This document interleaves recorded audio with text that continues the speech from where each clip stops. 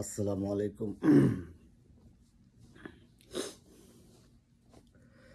আমাদের একজন প্রধান উপদেষ্টা আছেন। সেই প্রধান উপদেষ্টা হলো সকল কাজের কাজই। সেরকম তার একজন প্রেস সচিব আছেন, সে তার চাইতেও বড় কাজই।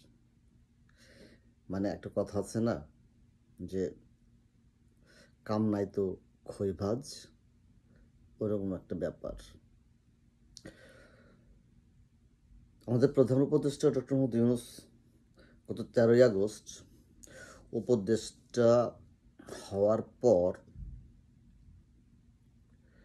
মোহাম্মদ শফিকুল আলম, যিনি গত 2 যুগেরও বেশি এএফপিতে সাংবাদিক হিসেবে চাকরি করেছেন, তাকে তার প্রেস সেক্রেটারি হিসাবে নিয়োগ প্রদান করেন। শুরুতে সরকারের ভাষ্য পেশাদার ভঙ্গিতে জাতিকে জানালেও ধীরে ধীরে তিনি সব বিষয়েই কথা বলতে শুরু করেন। একেবারে জুতো সেলাই থেকে চণ্ডীপাঠ পর্যন্ত কোনো কিছুই বাদ যাচ্ছে না তার আওতা থেকে। বাজার তদারকিতে নেমে পড়তে দেখা, তারপর চাকরি জাতীয়করণে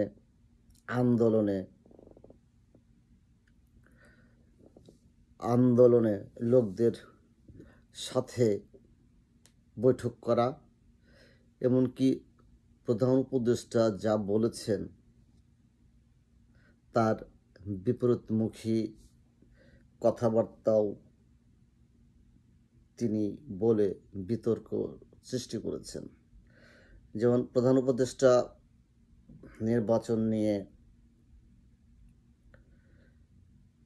নির্বাচন ব্যাপারে বললেন 2025 সালের ডিসেম্বরের মধ্যেই নির্বাচন হতে পারে।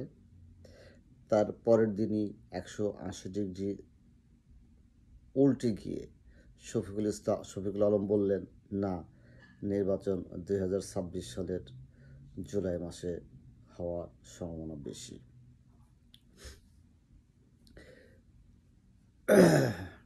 প্রশ্ন উঠেছে, তিনি কি প্রধান উপদেষ্টা প্রেস সচিব, নাকি তার থেকেও বেশি কিছু? নির্বাচন নিয়ে তার যে কথাটা, এই কথাটা নিয়ে বিএনপি ব্যাপক প্রতিক্রিয়া দেখিয়েছে। বিএনপির চেয়ারপারসনের উপদেষ্টা জেড এম জাহিদ হোসেনও তার এই বক্তব্যকে ঘিরে প্রশ্ন রেখে বলেছেন, নির্বাচন নিয়ে কথা বলার অধিকার তাকে কে দিয়েছে?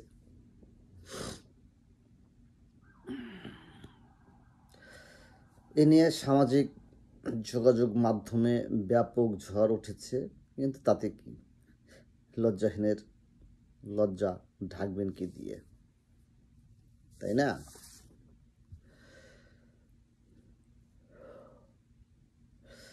মাঝে মাঝে এমন ঘটনাও ঘটায় এই শফিকুল আলম। দেখা যায় যে উপদেষ্টাদের মিটিংয়ে কি সিদ্ধান্ত হলো না হলো, কোনো রাজনৈতিক সিদ্ধান্ত হলো না হলো, সেই খবরটা তিনি সবার আগে তার ফেসবুক ওয়ালে পোস্ট করে দেন। আপনাদের চৌবাচ্চার অর্থনীতি সমীকরণের কথা তো নিশ্চয়ই মনে আছে, তাই না?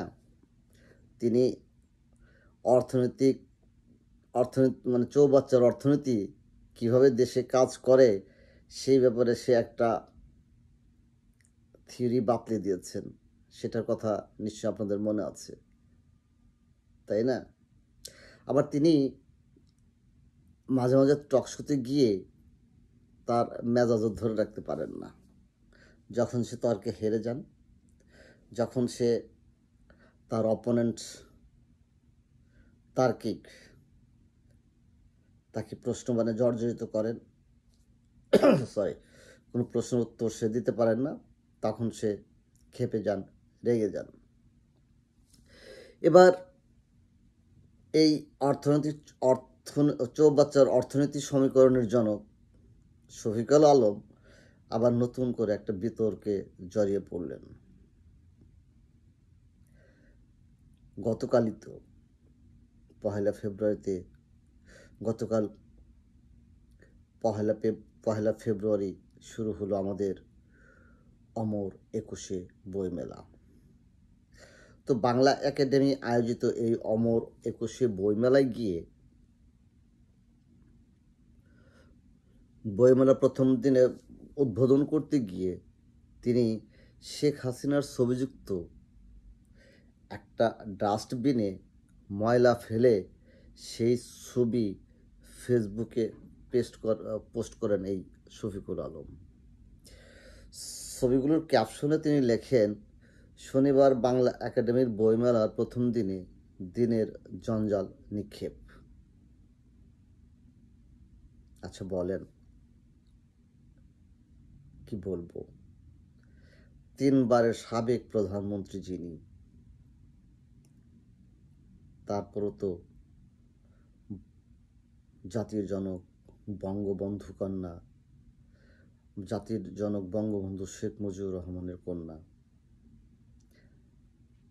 তার ছবিযুক্ত ডাস্টবিনে যে ময়লাটা ফেললেন এই শফিকুল আলম, এটা কি একজন প্রেস সচিবের কাজ? এই কুরুচিপূর্ণ কাজটা কি একজন প্রেস সচিবের পক্ষে করা সম্ভব? আচ্ছা, প্রেস সচিবের কাজটা কি?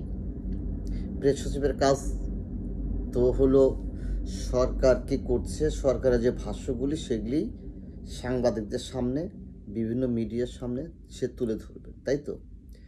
সে কেন এই ধরনের বিতর্কের সৃষ্টি করছেন?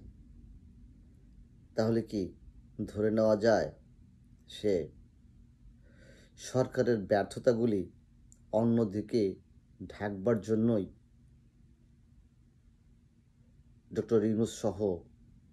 ডক্টর ইউনূস তার নিজের সরকারের ব্যর্থতা ঢাকার জন্য ডক্টর শফিকুল আলমকে দিয়ে এসব কাজ করাচ্ছেন? দেশে তো কত ধরনের সমস্যা আছে রে ভাই। গণ অভ্যুত্থানে অপরাধীদের সুষ্ঠু বিচার এখন আপনারা করতে পারলেন না। দেশ জুড়ে নানা সংকট সৃষ্টি হচ্ছে। ছাত্রদের বিশ্ববিদ্যালয়ের দাবি নিয়ে আন্দোলন থেকে শুরু করে নানান সংকট, সেই সংকটগুলি যেখানে সরকার নিরসনে ব্যর্থ, সেই ব্যর্থতাকে ঢাকার জন্যই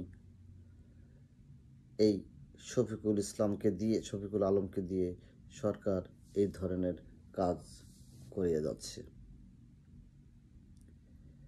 রাষ্ট্রবিজ্ঞানীদের ভাষায়, রাষ্ট্রবিজ্ঞানীরা এই কৌশলকে বলেন ডাইভারশনারি প্র্যাকটিস।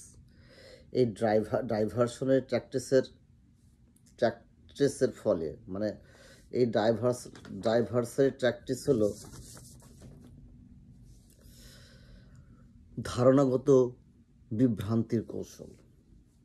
এর মাধ্যমে কোনো সরকার বা শাসক গোষ্ঠী এক বা একাধিক বিতর্ক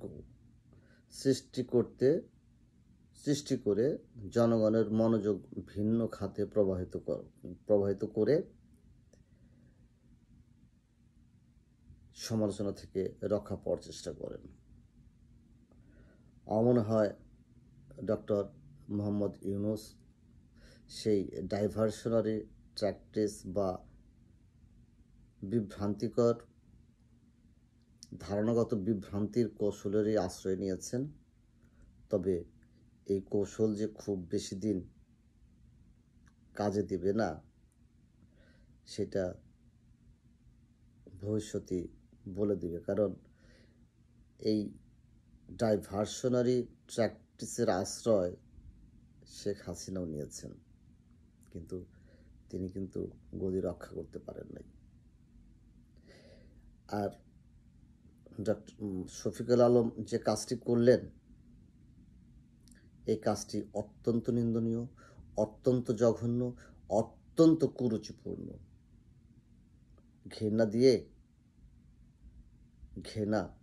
ঘৃণা বন্ধ করা যায় না। প্রতিহিংসা রোধ করা যায় না। আজকে আপনি যে কাজটা করলেন, ওয়েট করেন, খুব শীঘ্রই এর জবাব পাবেন। জয় বাংলা, জয় বঙ্গবন্ধু।